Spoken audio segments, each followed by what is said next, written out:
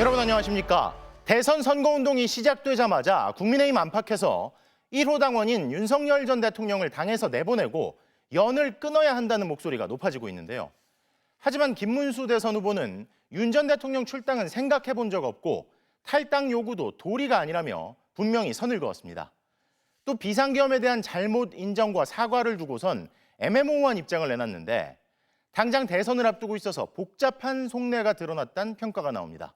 첫 소식 지윤수 기자가 보도합니다.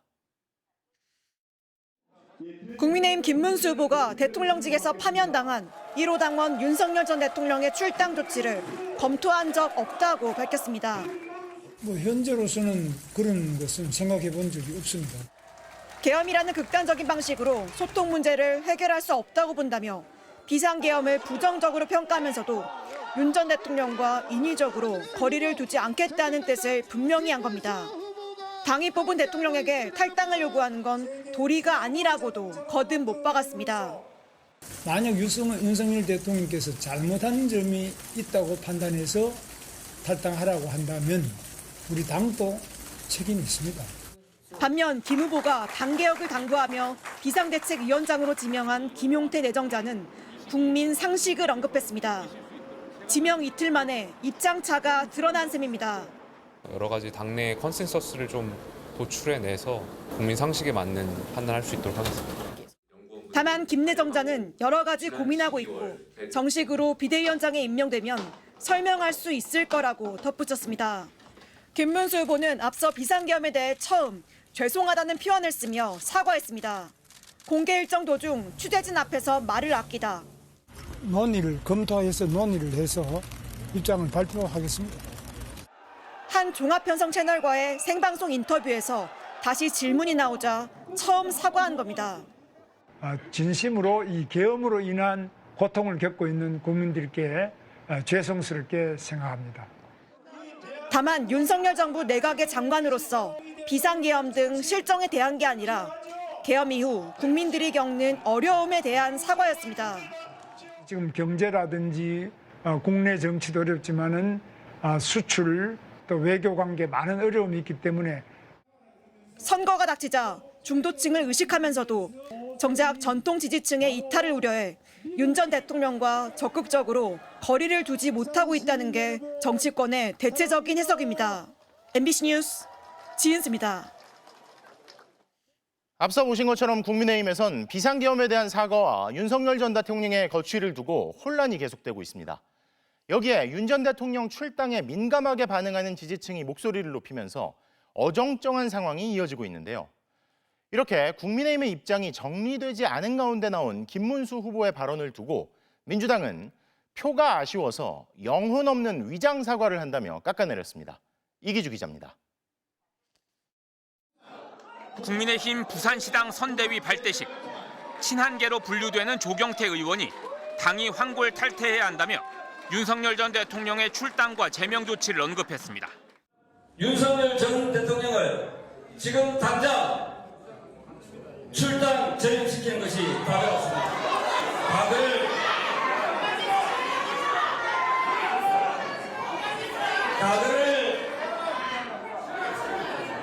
가글을 그냥 두고 미래로 갈 수는 없습니다. 참석자들은 야유를 보내며 거칠게 항의했습니다. 대선이 코앞인데도 국민의힘 당내에선 윤 전 대통령을 안고 갈지 거리를 둘지 입장 차이가 여전히 극명한 겁니다. 김용태 비대위원장 내정자는 비상계엄에 대해 당이 뭘 잘못했는지 스스로 밝히며 사과했습니다. 계엄이 일어나기 전에 대통령과 진정한 협치의 정치를 이루지 못했다는 것을 과오로서 인정해야 합니다. 김문수 후보는 국민이 어려움을 겪어 죄송하다며 모호한 사과를 남겼습니다. 계엄을 한 부분에 대해서 지금 국민들이 굉장히 어려워하고 계십니다. 김문수 캠프는 김 후보는 어떤 말을 해도 진심으로 한다고 평가했습니다. 김용태 내정자에 대해선 청년 정치를 상징하는 인물로 여러 문제에 대해 시각이 다르다며 앞으로 후보와 긴밀히 대화할 것이라고만 설명했습니다. 더불어민주당은 김문수 후보의 사과를 두고 계엄은 대통령의 고유 권한이라고 우겼던 김 후보가 표가 아쉬우니 영혼 없는 사과를 했다고 날을 세웠습니다. 말뿐인 위장 사과로는 윤석열이 지지하고 전광훈이 조종하는 극우 내란 세력의 아바타라는 이름을 벗어낼 수 없을 것입니다. 개혁신당 이준석 후보도 노동운동과 민주화운동을 한 김문수 후보가 12월 3일 비상계엄이 잘못이라는 것을 몰랐을 리 없다며 옆구리 찔러 받은 사과라고 평가절하했습니다. MBC 뉴스 이기주입니다. 대선을 불과 21일 앞두고도 국민의힘이 윤 전 대통령에 대한 입장을 정하지 못하는 가운데 극우 성향 유튜버들 사이에서도 판단이 엇갈리고 있습니다. 국민의힘 김문수 후보는 과거 전광훈 목사와 자유통일당을 창당하는 등 극우의 구심점 역할을 하기도 했죠. 그래서 김 후보의 발언을 두고 배신이냐, 전략이냐, 갑론을박이 뜨거운 겁니다. 이용주 기자가 보도합니다. 김문수 후보의 비상계엄 사과 언급에 국민의힘 강성 지지층에선 격한 반발이 터져나왔습니다. 후보가 되자 곧장 배신했다는 겁니다. 여러분들의 사연 전해드리겠습니다. 신님, 김문수 후보에 대해 대단히 실망스럽습니다. 사과? 뭔 사과입니까? 윤석열 대통령 하고자 했던 뜻과 같이 할 수 있는 인물로 판단되었기에 당원과 자유파 국민들이 밀어줘서 된 것 아닙니까? 이 같은 비난을 소개한 극우 성향 유튜버는 지난해 계엄 선포 나흘 뒤 나왔던 윤석열 전 대통령의 대국민 담화를 상기시키며 엄호에 나섰습니다. 국민께 불편을 끼쳐드린 데 대한 죄송함을 표현한 그 사과와 어제 김문수 후보가 계엄으로 인해 고통을 겪고 있는 국민들께 진심으로 죄송스럽게 사과한다고 하는 이 사과가 뭐가 다른 겁니까? 대선 승리를 목표로 한 전략적 사과라 평가하며 김 후보를 치켜세웁니다.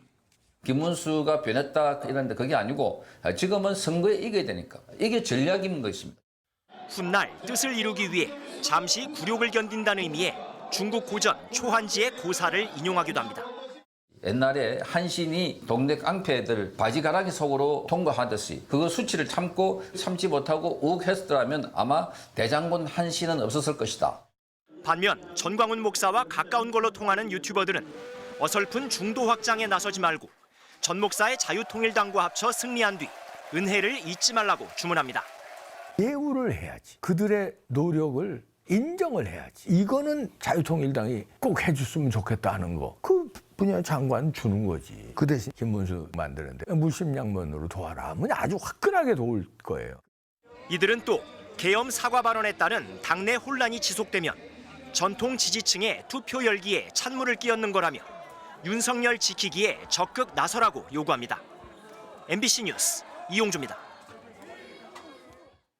공식 선거운동 둘째 날 더불어민주당 이재명 대선 후보는 전통적으로 민주당 후보가 열세를 보여온 대구 경북 지역으로 향했습니다.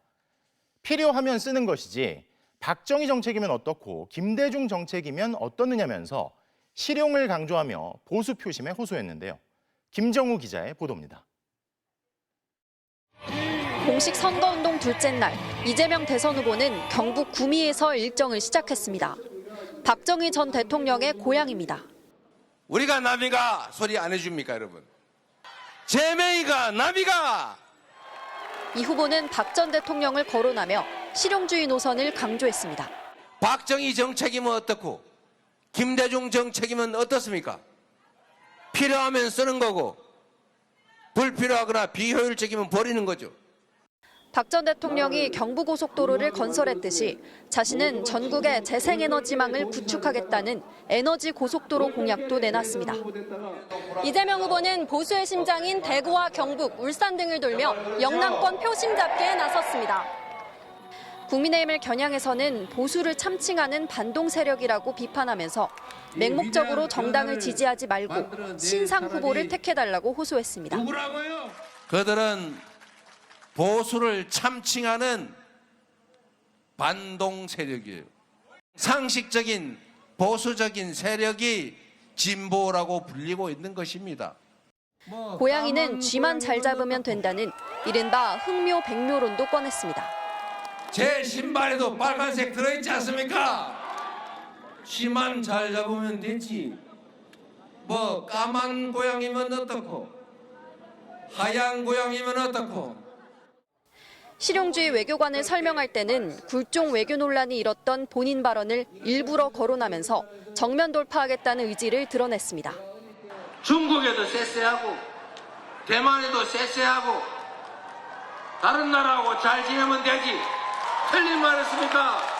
공식 선거운동 전에도 영남권을 방문한 이 후보가 험지인 대구 경북을 먼저 공략한 것은 지난 대선 당시 20% 초반에 머물렀던 득표율을 30%대까지 끌어올리겠다는 전략이 깔린 걸로 보입니다. MBC 뉴스 김정우입니다. 국민의힘 김문수 대선 후보도 오늘 대구를 비롯한 영남 지역을 찾았습니다. 이른바 국민의힘의 텃밭을 공략한 건데 김문수 후보 교체에 앞장서며 대립했던 권성동 선대위원장도 동행했습니다. 개혁신당 이준석 대선 후보 역시 대구를 찾았는데요. 김민영 기자의 보도입니다. 국민의힘 김문수 후보는 대구 경북 선거대책위원회 출정식에서도 다시 한번 큰 절을 올렸습니다. 국민 여러분 감사합니다. 대구 경북이 낳은 박정희 전 대통령은 가난을 없앤 위대한 지도자였고 대구 경북이 나라를 일으켰다고도 추켜세웠습니다. 세계 최강의 산업혁명을 이룬 위대한 대통령 대구 경북이 낳은 인물 아닙니까 여러분? 이어 유경수 여사는 총탄으로 가시고 따님 박근혜 전 대통령은 서울 집도 다 뺏겼다며 거듭 지역 보수 정서를 자극했습니다. 대구 경북에 이어 부산과 울산 경남, 이른바 부울경 지역을 찾은 김문수 후보는 지역마다 맞춤형 개발 공약을 내놓으며 지지를 호소했습니다. 울산에선 사위가 울산 출신이라며 애정을 드러내면서 경제 기적의 수도였던 울산의 중공업 부흥을 약속했습니다. 부산에선 그린벨트 해제를 통한 개발과 함께 산업은행 부산 이전을 통한 글로벌 허브 도시 추진을 지역 공약으로 내걸었습니다. 산업은행 이전 아주 어려울 게 하나도 없더라고요. 다 돼 있더라고요. 제가 대통령이 되면 바로 해내겠습니다. 후보 교체 파문 당시 대립한 권성동 선대위원장, 박수영 의원도 유세에 동행하며 당 화합도 강조했습니다. 제가 대통령 되면 할 것 같습니까? 안 할 것 같습니까? 우리 김문수 후보께서 대통령 되시면 1번으로 통과시킬 법안이라고 생각을 합니다. 맞습니까? 네. 보수진영 경쟁주자인 개혁신당 이준석 후보도 대구를 찾아 경북대 학생식당에서 학생들과 함께 식사하며 청년 공약을 설명했습니다. 대학교에 다니지 않는 젊은 세대라 하더라도 500만 원씩 최대 5천만 원까지 해가지고 든든 출발 자금이라는 거. 또 김문수 후보는 흘러간 물이라며 젊은 세대를 중심으로 대동단결해야 이재명 후보의 독주를 막을 수 있다며 빅텐트 없는 세대 교체론을 강조했습니다. MBC 뉴스 김민영입니다. 이런 가운데 지역 유세 중인 더불어민주당 이재명 후보에 대한 테러 우려가 잦아들지 않고 있습니다. 특수부대 출신 요원들이 이 후보를 암살할 수 있다는 내용을 포함해 테러 관련 제보가 이어지고 있다며 대선 캠프가 대책 마련에 고심 중인데요. 테러 우려에도 불구하고 방탄복을 입은 채 전국을 도는 이재명 후보 유세 현장엔 폭발물 탐지견도 투입됐습니다. 변윤재 기자가 보도합니다. 더불어민주당 이재명 후보의 대구 유세 현장. 인파 사이 경찰 특공대원이 보입니다. 옥상에선 특공대원들이 망원경으로 지상을, 무대 주변에선 경찰 소속 경호원들이 특수장비로 건물 위를 살펴봅니다. 연단 연설대 내부엔 만일의 사태에 대비해 방탄 처리가 된 모습도 포착됐습니다. 이재명 후보는 선거 운동복 안에 방탄복을 입고 공식 선거 운동에 나섰습니다. 유세 현장을 옮길 땐 탐지견이 먼저 연단에 올라 폭발물을 탐색하고 있습니다. 여러분들이 그렇게 후보의 안전을 애써주시니 감사합니다. 이재명 캠프 측은 테러 위협 제보가 잇따르고 있어 경비가 강화된 것이라고 설명했습니다. 실제로 경찰은 이 후보를 겨냥한 테러 위협 7건을 수사해 한 건을 검찰로 넘겼습니다. 사거리가 2km에 달한다는 총이 밀반입되었다라고 하는 제보까지 접수되고 있으니까요. 총선을 앞둔 지난해 1월 부산 유세 현장에서 이 후보를 겨냥한 테러가 실제 이뤄졌던 만큼 캠프는 테러 가능성에 고심하고 있습니다. 오프라인과 온라인 유세를 병행하는 한편 장외 유세에 나설 경우 저격 위협에 대비해 후보 주변에 방탄 유리벽을 치는 방안까지 검토한 것으로 전해졌습니다. 박근혜 전 대통령 탄핵 직후 치러진 대선에서 대통령 경호처가 문재인 당시 후보를 경호했던 것처럼 이번에도 경호처가 나서야 한다는 의견도 나왔습니다. 국가 가공자원 자체를 적극적으로 활용한 측면에서 저는 전문성이 월등한 경호처 인력 자체를 후보자 경우에 투입하는 자체가 바람직하다. 대통령 경호처는 국회나 정부의 요청이 들어오면 후보에 대한 정식 경호 업무를 수행할 수 있다고 밝혔습니다. MBC 뉴스 변은재입니다. 공식 선거운동이 시작된 지 채 이틀도 지나지 않았는데 성차별적 발언으로 정치권이 시끄럽습니다. 국민의힘 김문수 후보는 유세 현장에 동행한 여성 의원을 향해 미스 가락시장이라고 말했다가 논란이 일었고, 더불어민주당 이재명 캠프의 김문수 의원은 여성에 대한 출산 가산점을 언급했다가 문매를 맞았습니다. 이문현 기자가 보도합니다. 공식 선거운동 첫 유세 장소로 서울 송파구 가락시장을 찾았던 국민의힘 김문수 후보. 요즘 장사가 최악이라는 상인들의 하소연에 이런 제안을 했습니다. 벤지는 미스 가락시장 이렇게 뽑았어요. 가락시장 홍보 대사님 임명장 하나 해주실 거예요? 송파가 지역구인 배현진 의원에게 미스 가락시장을 해달라는 부탁이었습니다. 김 후보는 지역에 다녀도 나는 안 보고 배현진 의원만 본다고도 했습니다. 홍보대사가 한 분 계시면 굉장히 이게 홍보가 많이 되잖아요. 지역에 다녀도 나는 안 보고 배현진 의원만 많이. 이 영상이 SNS에 퍼지면서 성인지 감수성 수준이 처참하다. 요새 저런 말 하면 고소당하지 않냐는 등의 비판이 이어졌고, 더불어민주당은 봉건 시대에 살고 있는 거냐고 꼬집었습니다. 김문수 후보는 당의 여성 의원을 장식품으로 여깁니까? 즉각 사과하고 언행을 자중하기 바랍니다. 김 후보 캠프 측은 성차별 발언 논란에 대해 그런 취지가 아니었다, 진위가 왜곡됐다는 입장을 내놨습니다. 성차별 논란은 더불어민주당에서도 일어났습니다. 더불어민주당 김문수 의원이 군 복무 경력을 공공기관 호봉에 반영하겠다는 이재명 후보의 공약에 대한 항의를 받고, 여성은 출산 가산점이 있을 것이라고 답변한 겁니다. 이에 상대방은 출산한 여성만 여성이냐며 강하게 항의했고, 대화 내용은 SNS를 통해 급속히 퍼져나갔습니다. 국민의힘도 젠더 갈등을 부추기는 구태의연한 정당이 된 것이 민주당의 현 주소라고 비판했습니다. 결국 김문수 의원은 표현에 있어 부족함이 있었고 상처받으신 분들께 사과드린다며 이재명 캠프 본부장직을 사퇴했습니다. MBC 뉴스 이문현입니다. 대통령 윤석열을 파면한다.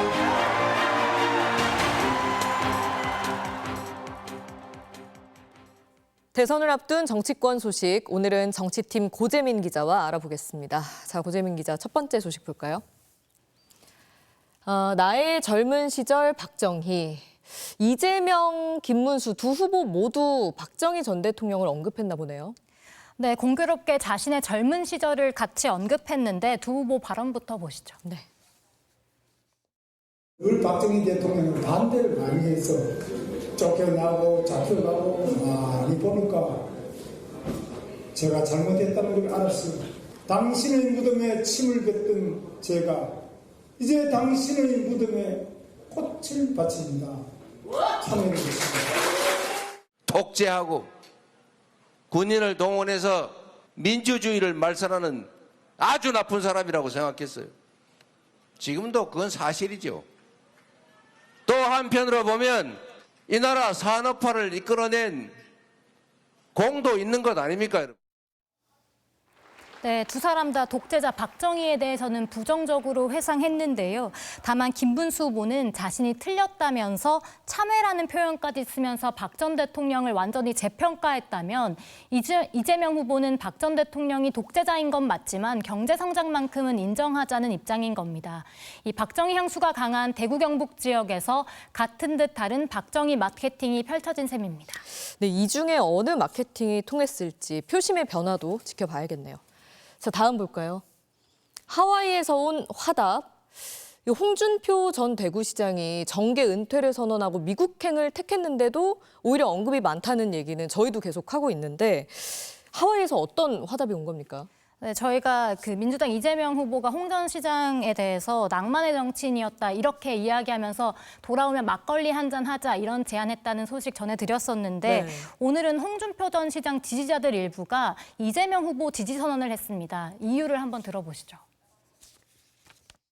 홍준표 후보가 꿈꿨던 보수와 진보가 공존하는 통합의 나라, 그 비전을 스스로 실현하기 위해 이재명 후보의 당선을 위해 노력하겠습니다. 오늘 기자회견에는 팬클럽 회장단 중 한 10명 정도가 참석했는데요. 그래서 이제 하와이에 가 있는 홍 전 시장과 어떤 교감이 있었던 것 아니냐 이런 얘기도 있었는데 그건 아니라고 합니다. 네. 다만 홍준표 캠프 책사였던 이병태 전 카이스트 교수도 이재명 캠프에 합류하겠다 이런 의사를 밝혔고 캠프 역시 합류까지는 아니지만 이 전 교수가 조언자의 역할을 할 것이다 이렇게 말을 했거든요. 이렇게 홍준표, 이재명 이 두 사람 사이에 뭔가 교감이 오가는 듯한 미묘한 상황이 반복되면서 국민의힘 안철수 의원이 이재명의 사탕 발림에 흔들리지 말라면서 홍심 붙잡기에 나서기도 했습니다. 네, 지금 홍준표 전 시장 지지세를 흡수하기 위한 움직임이 곳곳에서 이어지고 있는데 이게 또 어떤 결과로 이어질지 궁금해집니다. 자, 다음은 개를 아는 김문수. 아무래도 이 반려동물과 함께 사는 유권자들의 표심을 노린 것 같네요. 네, 유기견과 반려동물 공약을 발표하면서 공개된 사진인데요. 과거 김문수 후보가 경제사회노동위원회 위원장이던 시절의 발언과는 사뭇 다른 모습입니다. 그때 발언 먼저 들어보시죠. 네. 개만 사랑하고, 개만 안 하고, 결혼 안 하고, 애 안 하고, 또 애도 낳아서 키울 줄 알아야지. 개를 안고 다니는 것이 어떻게 행복이십니까?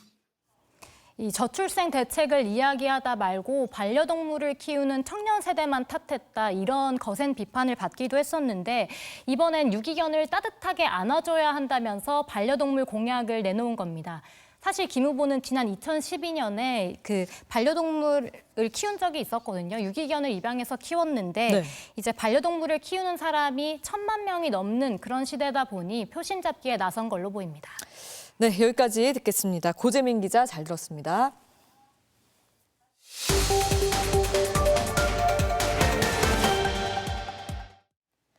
대선이 다가오면서 윤석열 전 대통령을 지지했던 사람들을 중심으로 다시 번지고 있는 부정선거 음모론.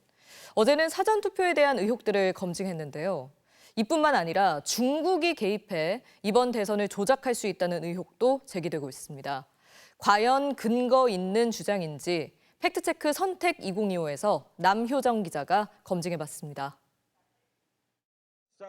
지난주 주한 미국 대사관 앞 부정선거 의혹을 주장해온 윤석열 전 대통령 지지자들이 이번 대선도 부정 가능성이 있다며 미국의 감시단 파견을 요청합니다.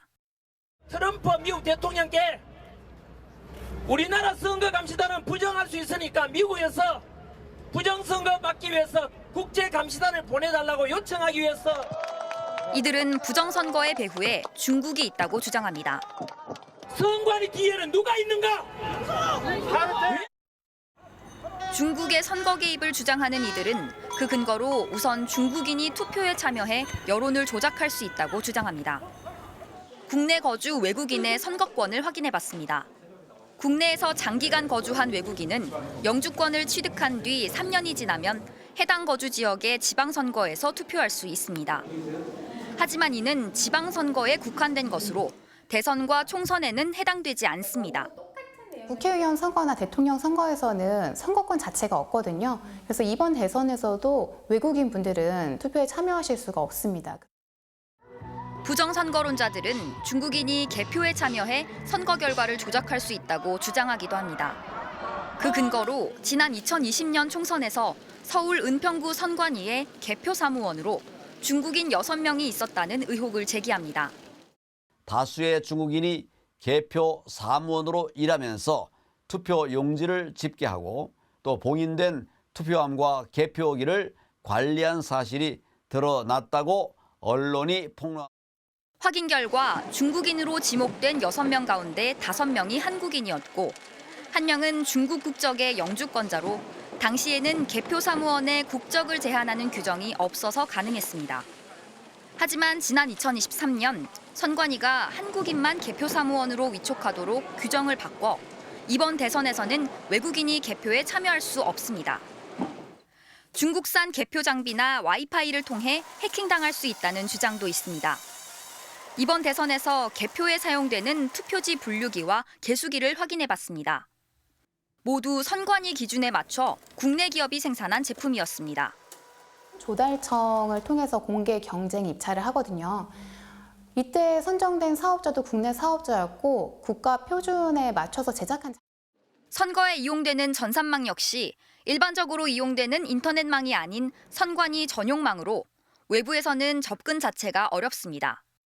선거에 사용되는 장비들은 인터넷과 연결돼 있지 않고 전용망을 통해서 기기들끼리 연결돼 있고 보안 USB만 꽂혀올 수 있기 때문에 이처럼 투표와 개표 전 과정에서 인력과 장비 모두 외국이 끼어들 틈을 찾기 어렵다는 점에서 중국이 우리 대선에 개입할 수 있다는 주장은 근거를 찾기 어렵습니다.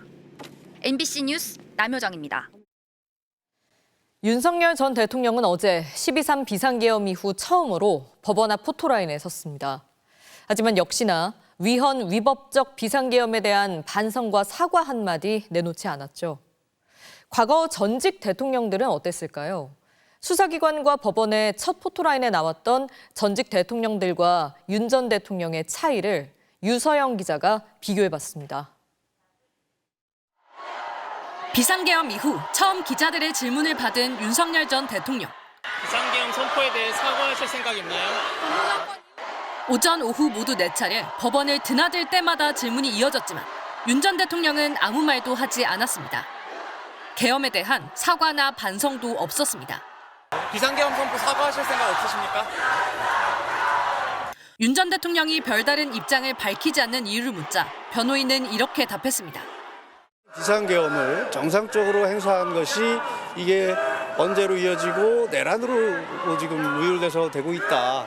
그 상황이 조기 대선으로 이어졌고 대선에서 쟁점이 되고 있는 상황 속에서 이 대통령께서 이 얘기를 자꾸 말씀드리는 것이 적절치 않다고 판단을 하신 겁니다.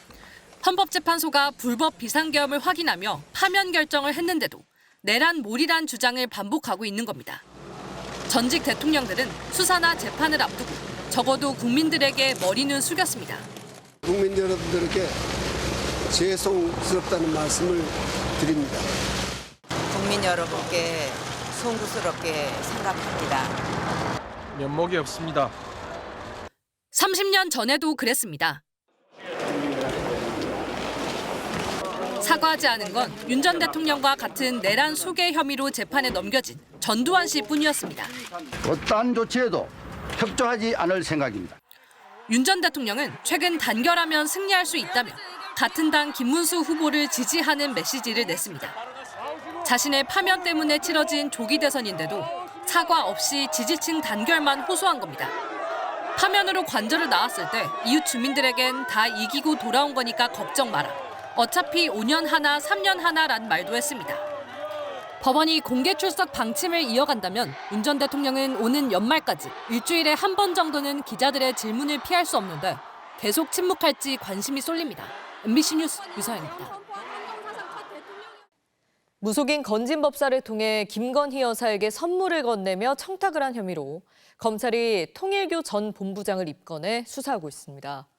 그런데 통일교가 전 본부장의 핵심 측근에 대해 헌금을 횡령한 혐의로 경찰에 고소했던 사실이 확인됐습니다. 이 헌금을 빼돌렸다는 시기는 공교롭게도 김 여사에게 고가의 선물을 보내기 직전인데 통일교는 건진법사 의혹이 확산되던 지난 3월 돌연 고소를 취하했습니다. 이 돈은 어디로 간 걸까요? 류현준 기자가 단독 취재했습니다. 대통령 선거를 한 달 앞둔 2022년 2월 13일 윤석열 후보가 마이크 펜스 전 미국 부통령과 만났습니다. 원론적인 얘기를 좀 많이 하다 보니까 뭐 개인적인 얘기도 하고 또 펜스 부통령의 그 부친이 6.25 참전 용사고 두 사람 사이에 앉아 통역을 한 남성은 통일교 세계본부 차장인 서모 씨입니다. 펜스 전 부통령은 당시 통일교 관련 행사를 위해 한국을 찾았고 서 씨는 행사를 주도한 윤영호 전 세계본부장의 비서실장 역할을 한 최측근이었습니다. 그리고 한 달 뒤 윤영호 전 본부장은 윤석열 당선인과 독대를 했다고 했습니다. 3월 22일 날 대통령을 뵀습니다. 1시간 독대를 했습니다. 많은 얘기가 있었습니다. 검찰은 이후 4월부터 8월 사이 윤영호 전 본부장이 무속인 건진법사를 통해 김건희 여사에게 고가의 선물을 건네며 통일교의 여러 현안을 청탁한 걸로 보고 있습니다. 그런데 이듬해인 2023년 8월 통일교가 서 씨를 경찰에 고소했습니다. MBC가 입수한 고소장입니다. 2021년 12월부터 2022년 4월까지 3차례 통일교 지부에 해당하는 아시아 대륙본부로부터 전달받은 헌금 17만 달러, 약 2억 2천만 원을 서 씨가 횡령했다고 되어 있습니다. 앞서 진행한 통일교 내부 감사에선 각 지부의 헌금을 받아 세계본부에 보고해온 서 씨가 28만 달러 가운데 4만 달러만 보고한 정황도 포착됐습니다. 서 씨는 당시 세계본부에 헌금이 전달되지 않은 이유가 무엇이냐는 질문에 윤영호 본부장이 승인했기 때문이라고 답한 걸로 확인됐습니다. 서 씨가 횡령했다는 돈이 실은 윤영호 전 본부장이 김건희 여사용 선물을 사는 등 로비 자금으로 쓰인 건 아닌지, 또 이를 교단 내 극소수만 아는 비밀에 붙였다가 횡령 논란으로 번진 건 아닌지 의혹이 있는 대목입니다. 그러나 경찰 수사는 제대로 이루어지지 않았습니다. 통일교가 올해 3월 돌연 고소를 취하했기 때문입니다. 공교롭게도 건진법사를 둘러싼 검찰 수사가 윤영호 전 본부장과 김 여사와의 청탁 의혹으로 번져가던 그 즈음이었습니다. 윤 전 본부장은 또 건진법사 전 씨에게도 고문료를 건넸는데 전 씨는 500만 원씩 2번만 받았다고 했지만 검찰은 수억 원에 달하는 걸로 보고 있습니다. 윤 전 본부장과 측근 서 씨는 연락을 받지 않았습니다. 통일교는 이에 대해 당시 법무 담당자가 퇴직해 지금은 확인이 어렵다고 알려왔습니다. MBC 뉴스 류현준입니다.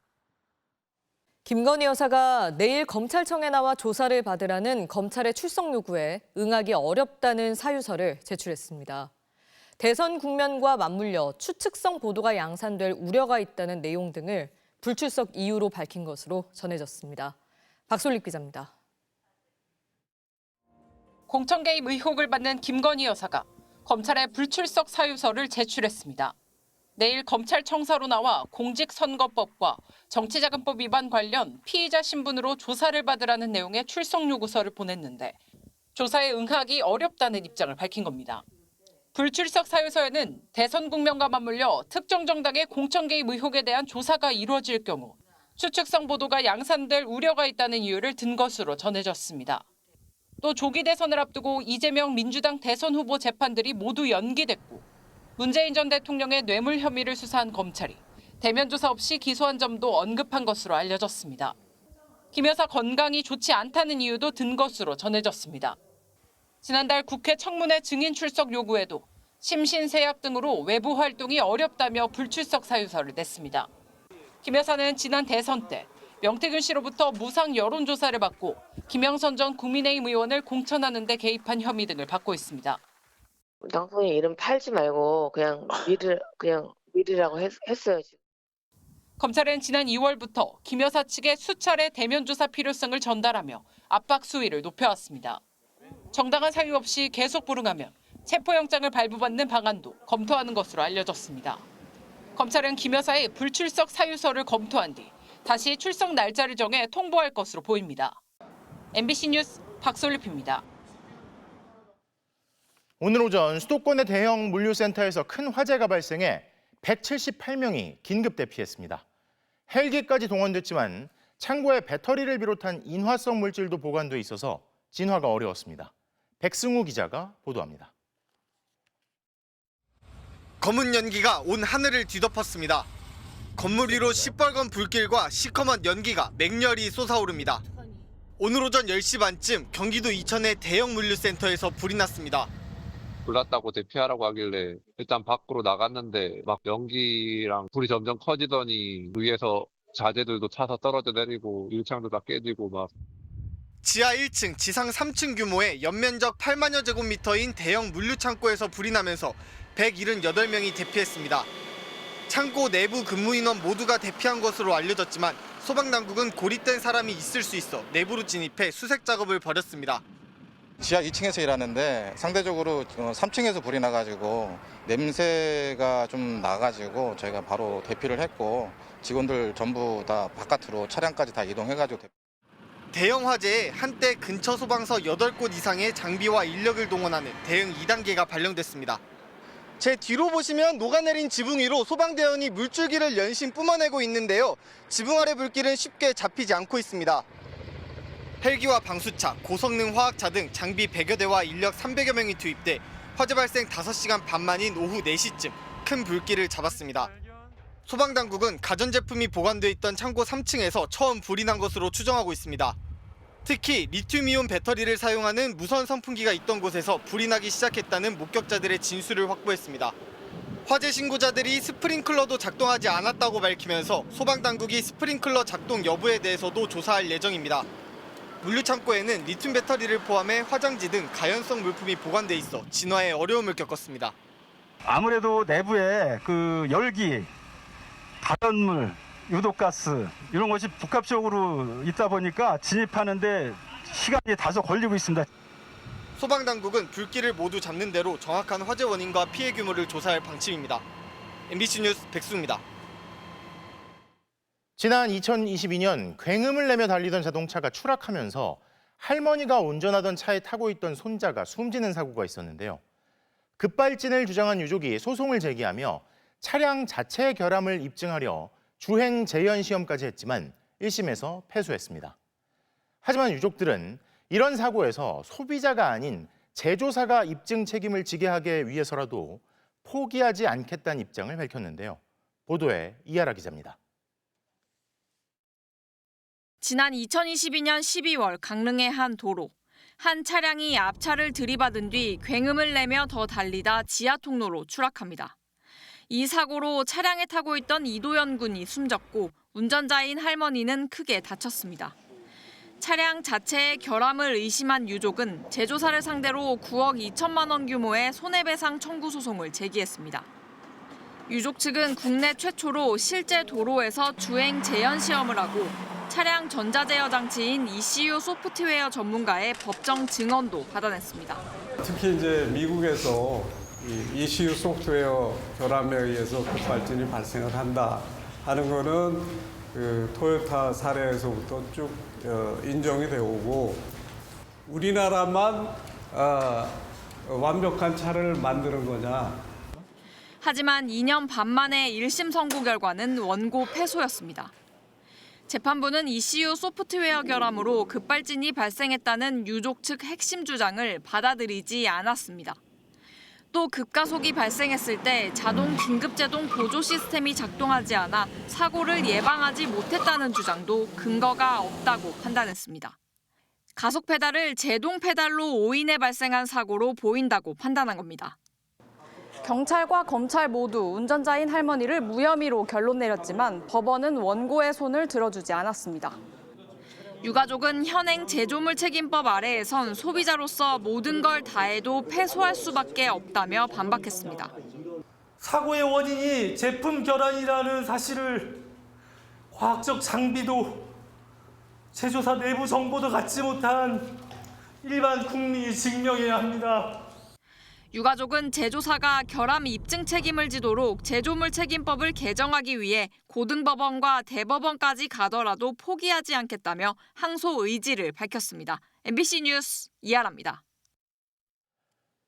지난 2017년 118명의 사상자가 발생했던 포항 지진 이후 포항 시민 100여 명이 지열 발전 사업 영향으로 지진이 촉발됐다며 손해배상을 청구했죠. 오늘 항소심 판결이 나왔는데 정부가 시민들에게 배상하라던 1심의 원고 일부 승소 판결이 뒤집히면서 포항시와 시민들이 반발하고 있습니다. 김기영 기자가 보도합니다. 지난 2017년 포항, 주차된 차량이 흔들리더니 콘크리트 바닥이 갈라집니다. 한 매장은 전체가 흔들리며 진열된 술병이 떨어져 깨집니다. 지난 2017년과 2018년 두 차례 발생한 포항 지진으로 1명이 사망하고 117명이 다쳤고 포항시 추산 3,300여 원의 재산 피해가 난 것으로 집계됐습니다. 포항 시민 111명은 지열발전 사업 영향을 받아 지진이 촉발됐다며 손해배상을 청구했고 지난 2023년 1심 재판에서 1인당 2,300만 원씩 배상하라며 일부 승소 판결을 내렸습니다. 하지만 항소심에서 대구고법은 원고 패소로 기존 판결을 뒤집었습니다. 포항 지진이 지열 발전 사업 영향을 받아 촉발됐다고 보는 것이 타당하다면서도 공무원이나 관련 기관의 과실을 인정할 만한 충분한 입증 자료가 없어 국가 배상 책임을 인정하지 않았습니다. 1심 승소 뒤 포항 시민 49만여 명이 관련 소송에 참여했는데 이번 판결에 허탈감을 감추지 못했습니다. 집이 다 갈라졌는데 이거 돈으로 떼올래도 돈이 없는데 어떻게? 좀 매우 황당하고 50만 시민들이 나 같은 마음일 거다 이렇게 생각합니다. 포항시도 시민 상식과 법 감정에서 크게 벗어난 결정이라고 반발했습니다. 국가의 책임과 시민들의 정신적 피해를 받아들였음에도 불구하고 항소심 재판부가 이를 뒤집은 데 대해서는 안타까움을 넘어 개탄을 금할 수 없습니다. 민사 소송을 이끈 시민단체는 즉시 대법원에 상고하겠다고 밝혔습니다. 50만 지진 피해 시민들은 비겁한 대한민국 정부와 부정한 대한민국 사법부를 규탄합니다. 원고 측 등은 판결문을 분석해 재판부가 지열 발전과 포항 지진 사이의 인과관계를 제대로 들여다봤는지 살펴볼 계획입니다. MBC 뉴스 김기영입니다. 결혼하지 않고 아이를 낳을 경우 엄마는 출생신고를 할 수 있지만 혼자 아이를 키우는 아빠에겐 사실상 그 길이 막혀 있습니다. 여러 가지 문제가 발생하죠. 이미 이 같은 현행법은 헌법 불합치라는 결정이 내려진 게 2년 전이고 이달 말까지 법이 개정돼야 하지만 국회에는 아직 발의된 법률안조차 없습니다. 정한솔 기자입니다. 다영이는 미끄럼틀 타기를 좋아하는 평범한 20개월 아기입니다. 하지만 정식 이름도 주민등록번호도 없습니다. 미혼부인 아빠 혼자서는 출생신고를 할 수 없어서입니다. 최근 임시로 사회보장 전산관리번호를 받기 전까지는 건강보험 혜택도 없고 어린이집도 갈 수 없었습니다. 기본 감기로 진료만 해도 한 2, 3만 원 나고 약값까지 합하면 4, 5만 원 정도. 네. 통장도 안 만들어지고요. 그리고 보험도 안 되고. 현행법상 혼인 외 관계에서 태어난 아이는 엄마만 출생신고를 할 수 있습니다. 생모가 종적을 감추거나 출생신고에 필요한 개인정보를 주지 않아 신고할 수 없을 경우 미혼부는 소송을 거쳐야 홀로 신고가 가능합니다. 다영이 엄마는 5개월 된 다영이만 남겨두고 사라졌고 아빠는 그 후 직장도 그만둔 채 다영이를 혼자 돌보고 있습니다. 다영이 아빠는 출생 확인 소송을 제기하고 친자가 맞다는 유전자 검사 결과도 제출했지만 재판부는 생모 정보를 모른다는 주장을 납득할 수 없다며 기각했습니다. 재판 받고 나서 나와가지고 울기도 많이 하고 무너지죠. 판사님한테도 아무 혜택도 필요 없다. 그냥 출생신고만 하게 해달라 그래 했거든요. 6살 아들을 키우는 미혼부 광모 씨도 5년 동안 복잡한 소송 절차를 거친 뒤에야 출생신고를 할 수 있었습니다. 99.9%가 나왔는데도 나보고 아빠가 아니라는 거예요. 국가에서는. 그냥 안 된다. 어떻게 하라는 방법도 없고 아기를 붙들어 안고 울면서. 오히려 부모 모두 양육을 포기한 경우에는 출생신고를 할 수 있습니다. 되게 웃긴 거는요. 베이박스 놓으면 출생신고가 돼요. 근데 아빠 키우고 있으면 책임지고 싶어도 책임을 못 지게 하는. 혼외자 출생신고를 엄마가 해야 한다는 가족관계 등록법은 이미 지난 2023년 헌법 불합치 판결이 내려졌습니다. 법 개정 시한은 이번 달 말까지지만 국회에는 발의된 법률안조차 없습니다. MBC 뉴스 정한솔입니다. 최종 계약을 하루 앞두고 무산됐던 체코 원전 사업. 가는 길이 참 험난합니다. 이번에는 유럽연합 EU가 나서 체코 정부의 계약 중단을 요구한 건데요. 유럽의 원전 시장을 한국에 쉽게 내주지 않겠다는 프랑스의 집요한 발목 잡기로 보입니다. 송재원 기자입니다. 정식 계약 체결이 무산된 체코의 두코바니 원전 사업. 이번엔 프랑스 출신으로 알려진 유럽연합 EU의 고위 당국자가 체코 정부에 계약을 중단하라는 서한을 보냈습니다. 원전 수주 과정에서 한국이 EU의 역외보조금 규정을 위반했는지 심층 조사를 준비하고 있다면서 체코 정부도 협력하라고 압박했습니다. 체코 정부는 프랑스의 입장이 반영된 결과로 보고 있습니다. Dopis eurokomisaře, není to pozice Evropské komise. Pro nás je mnohem závažnější to předběžné opatření soudu. 해당 서한은 원전 수주를 놓고 경쟁했던 프랑스 전력공사 EDF가 법원에 소송을 냈던 지난 2일 발송됐습니다. 당시 서명을 하루 앞두고 최종 계약이 무산된 이유도 체코 법원에서 EDF의 문제 제기를 받아들였기 때문입니다. 프랑스가 계속해서 목리를 부릴 겁니다. 가용할 수 있는 모든 수단을 다 동원해서 문제 제기를 할 것으로 보이고요. 그 문제 제기할 때마다 하나하나 우리와 체코 정부는 해결을 해야 되는 입장이다 보니까 체코 원전 사업을 둘러싼 견제는 끊이지 않고 있습니다. 앞서 입찰에서 탈락한 미국 웨스팅하우스도 한국형 원전에 자사의 기술이 쓰였다고 주장해 결국 지난 1월 합의를 거쳐야 했습니다. 이 과정에서 웨스팅하우스의 유럽 시장을 사실상 내줬다는 지적도 이어지고 있습니다. 프랑스, 영국, 미국 이런 데서 원자력에 대해서는 핵폭탄부터 제일 먼저 만든 나라잖아요. 다른 나라들이 핵폭탄 또는 민간 기술에 근접하는 걸 원하지 않죠. 그거를 상업적으로 뒷받침해 주는 게 원전인데. 한국수력원자력은 이번 EU의 서한이 계약에 큰 영향을 미치진 않을 것이라고 밝혔습니다. 하지만 체코 법원의 가처분 결정에 EU의 조사 움직임까지 겹치며 사업이 지연될 가능성은 한층 커졌습니다. MBC 뉴스 송재원입니다. 미국 트럼프 대통령이 카타르 왕실로부터 무려 5,600억 원짜리 초호화 항공기를 선물로 받기로 해 논란이 일고 있습니다. 장난감 가격 상승 우려에는 어린이더러 장난감을 줄이라고 했던 트럼프 대통령. 자신이 받는 비행기는 안 받으면 바보 아니냐고 했는데요. 곧바로 공직을 활용해 사익을 추구한다는 거센 비판이 터져나왔습니다. 워싱턴 김정호 특파원의 보도입니다. 중국과의 관세 전쟁으로 장난감 가격이 상승할 거란 우려에 트럼프 대통령은 이런 얘기를 전했습니다.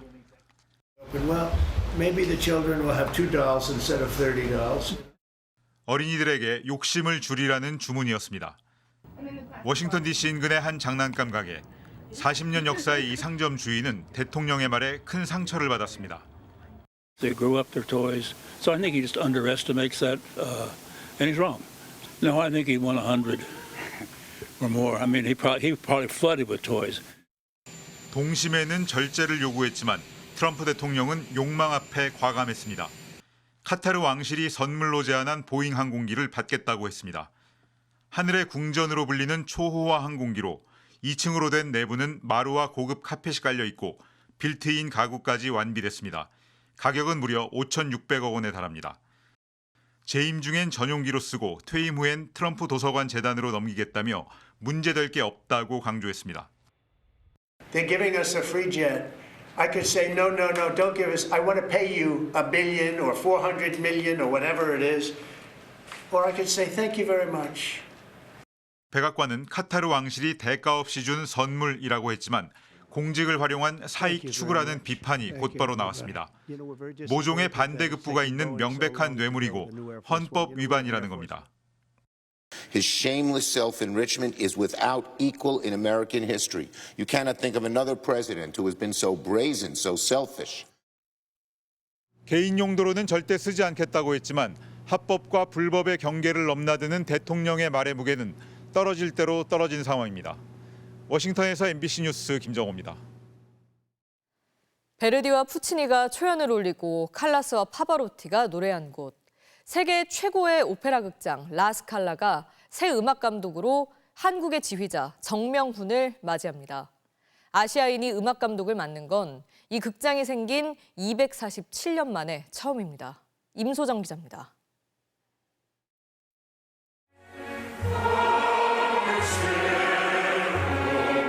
바빌로니아에 끌려간 유대인들의 고난을 그린 오페라 나부코. 1842년 이탈리아 라스칼라 극장에 처음 올라 주세페 베르디를 오페라의 별로 만들었습니다. 포치니의 나비 부인, 벨리니의 노르마 등 수많은 명작이 초연된 오페라의 성지. 지휘자 정명훈이 이곳 라스칼라의 차기 음악 감독에 선임됐습니다. 작품 선정부터 단원 선발까지 음악 부분을 총괄하게 되는데 아시아인이 음악 감독을 맡는 건 1778년 극장이 설립된 이래 처음입니다. 해외에선 충격적인 선택이란 평도 나왔지만 라스칼라는 정명훈에 대한 신뢰를 분명히 했습니다. 밀라노 시민들에게 가장 사랑받는 예술가 중 한 명이자 라스칼라의 국제적 명성에 크게 기여한 지휘자라 소개하며 베르디 해석의 권위자라 평했습니다. Il sovrintendente ha proposto che il Consiglio all'unanimità veramente ha appoggiato la scelta. 정명훈과 라스칼라의 인연이 시작된 건 1989년 84회 오페라와 141회 콘서트를 지휘하며 음악 감독이 아닌 지휘자로 최다 공연 기록을 세웠고 해외 투어를 이끌었습니다. nostro obiettivo nel nostro lavoro e la vita è di arrivare a una certa semplicità. 이탈리아 공화국 훈장을 받은 뒤 2023년엔 극장 소속 관현악단의 최초 명예 지휘자에도 추대됐습니다. 거장 지휘자라면은 뭐 전부 다 거의 다 그 스칼라 극장 음악 감독을 지냈다고 보시면 되거든요. 세계 최고의 거장 중에 한 명을 공연을 받았다고. 아르투로 토스카니니, 다니엘 바렌보임 등 당대 최고 지휘자들에게만 허락된 자리. 2027년 세계 오페라의 심장 라스칼라에서 지휘자 정명훈의 선율이 울려 퍼집니다. MBC 뉴스 임소정입니다. 중국의 한 시골에서 불법 대리모 수술과 난자 채취를 하던 사람들이 적발됐습니다. 이들은 경찰이 나타나자 수술 중이던 여성을 그대로 버리고 달아났습니다. 베이징 이피리 특파원의 보도입니다. 중국 후난성의 한 시골 도로. 아침 6시 반 흰색 승합차 뒤로 검은색 차가 와서 멈춥니다. 차에서 내린 4명의 여성들은 저마다 신발을 갈아 신은 뒤 간이 보안 검색을 받고 승합차에 올라탑니다. 下车之后换了拖鞋给他们交接。为什么换鞋？我分鞋里面会不会有跟踪的定位？要进入。 외부와의 연락이 차단된 채 향한 곳은 산과 들판에 둘러싸인 3층짜리 집. 매일 10명가량의 젊은 여성들이 은밀히 외딴 집을 오가는 수상한 모습에 경찰이 출동했습니다.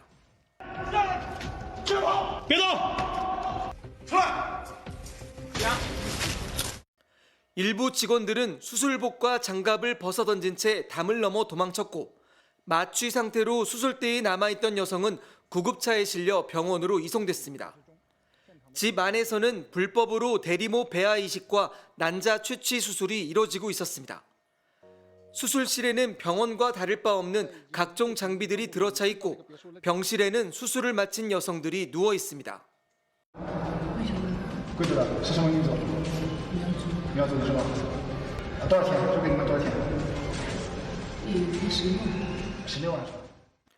여성들 중에는 말을 못하는 청각 장애인도 포함돼 있었습니다.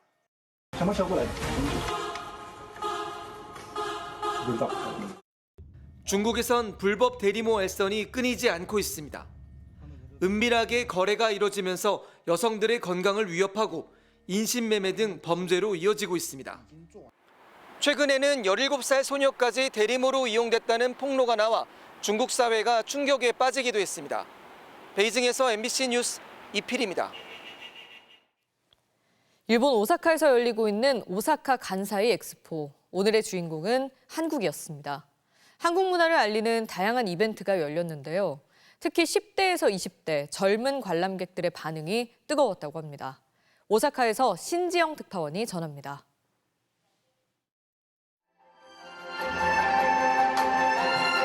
마치 한 송이 한 송이 꽃이 피어나듯 한복을 입은 모델들이 차례로 등장합니다. 곱고 화사한 한복의 자태에 관객들은 숨죽여 이들의 모습을 지켜봤습니다. する機会があったのでちょっと興味を持ち出したのでなんか韓国行ってみたいなって思いました。 261년 만에 오사카에 닻을 내린 조선통신사선의 입항으로 한국의 날 행사가 시작됐습니다. 부모 손을 잡고 엑스포장을 찾은 아이들은 조선통신사 행렬에서 눈을 떼지 못했고 한국관 전면의 대형 LED 속 영상은 오가는 이들의 발길을 멈추게 했습니다. I think it's pretty modern. I love that you could see like pictures of traditional Korea. 안녕하세요. 특히 일본의 10대들에게 한국 문화는 유행을 넘어 일상으로 자리 잡은 모습이었습니다. 에스파, 에스파, 에스파です.ブラックピンクです。好きな理由とかありますかっこいいからです。IVEのガウルランセブンティーンをが좋아서性格もいいってかっこいいからです。K-팝은 물론 뷰티와 패션, 음식 등 행사장마다 많은 인파가 몰렸고 한국관 전시 역시 개막 한 달 만에 누적 관람객 17만 명을 돌파했습니다. 白かったです。すごく良かったね、この夏。最初の音のところがすごいリアルですごかったです。人誰もおらんのに動いてるのがすごい。 우리 문화의 다양한 매력을 선보이는 기회가 될 한국 주간은 오는 17일까지 이어집니다. 오사카에서 MBC 뉴스 신지영입니다.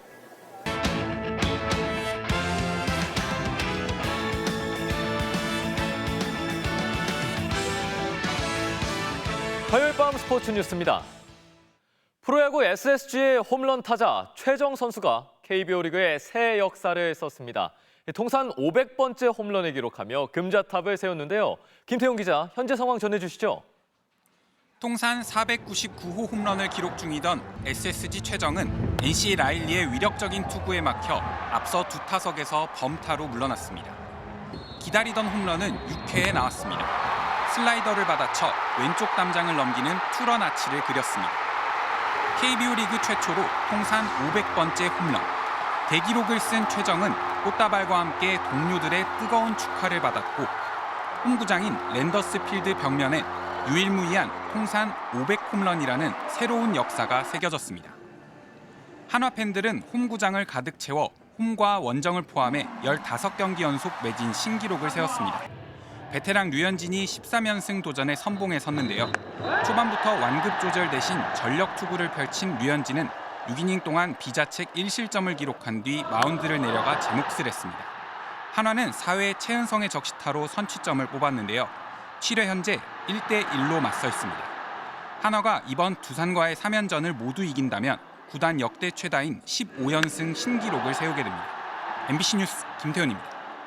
SSG 퓨처스 감독으로 선임됐다가 논란 속에 사퇴했던 박정태 전 감독이 이번엔 SSG 고문으로 위촉된 사실이 뒤늦게 알려졌습니다. 지난해 말 SSG 퓨처스 사령탑에 선임됐던 박정태 전 감독. 세 차례 음주운전과 버스기사 폭행 사건이 재조명되면서 24일 만에 자진 사퇴했었습니다. 당시 SSG 구단은 팬들의 눈높이에 맞지 않는 인선이었다며 사과하기도 했는데요. 하지만 박 전 감독이 지난 3월부터 SSG 퓨처스의 고문으로 활동한다는 사실이 최근에 알려졌습니다. 퓨처스 감독 선임 당시에도 외조카인 추신수 구단주 보좌역의 영향력이 작용했다는 의혹이 일었던 터라 다시 논란이 일고 있는데요. SSG 구단은 박 전 감독이 아마야구와 프로야구를 두루 경험하면서 독특한 역량을 갖추고 있는 인물인 만큼 일단 계약을 해지할 의사는 없다고 밝혔습니다. 광주1고 오타니로 주목받는 김성준 선수가 계약금 120만 달러의 텍사스와 계약했는데요. 투타 겸업을 보장받았다며 롤모델 오타니와의 맞대결을 꿈꾸고 있습니다. 송기성 기자가 만나봤습니다. 언제든 장타를 때릴 수 있는 타격, 2루를 여유 있게 훔치는 빠른 발, 최고 구속 153km를 찍는 투구 능력까지 185cm에 83kg의 탄탄한 체격으로 투수와 타자로 모두 두각을 나타낸 광주1고 김성준. 일찌감치 드래프트 1순위감으로 평가받았지만 고심 끝에 텍사스행을 택했습니다. 빅리그에서 투타 겸업을 해내겠다는 의지 때문이었습니다. 텍사스에서 저는 두 개 다 할 수 있는 능력이 있다고 말씀해 주시고 어떻게 하면 좀 메이저리에 빨리 갈 수 있을지 그걸 말씀해 주셔서 텍사스 구단이 사사키 영입에 실패한 뒤 120만 달러를 투자한 대상이어서 현지에서도 화제를 모은 김성준. 유망주 전문 매체는 무리 없이 강속구를 뿌리는 투구 자세와 탁월한 운동 능력이 돋보인다며 투수와 유격수로 성장할 가능성을 내다봤습니다. 신체 검사와 입단식을 앞두고 모레 출국하는 김성준. 롤모델 오타니의 생활 습관까지 흡수해 언젠가 빅리그에서 맞대결을 할 날을 꿈꾸고 있습니다. 3년 안에 메이저리에 빨리 진출해서 오타니 선수 한 번은 해보고 싶습니다. 투타로입니다. 네. 텍사스 레인저스. 땡큐. My name is 성준 김. MBC 뉴스 송기성입니다.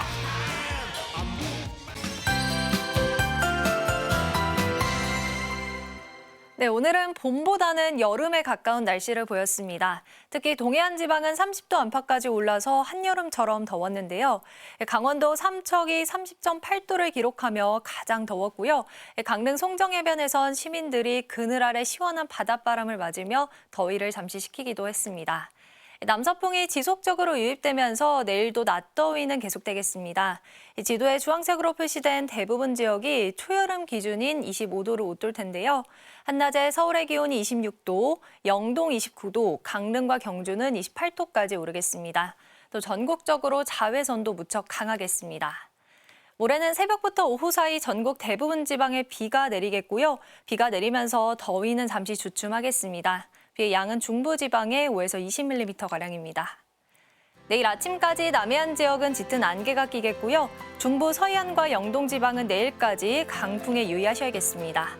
내일 아침 기온은 서울이 15도로 오늘보다 조금 높게 출발하겠습니다. 한낮 기온은 서울이 26도, 광주도 26도까지 오르겠습니다. 다가오는 주말엔 중북부와 남해안 지방에 또 비가 내리겠습니다. 날씨였습니다. 화요일 뉴스데스크 오늘 순서 여기까지입니다. 시청해주신 여러분 고맙습니다.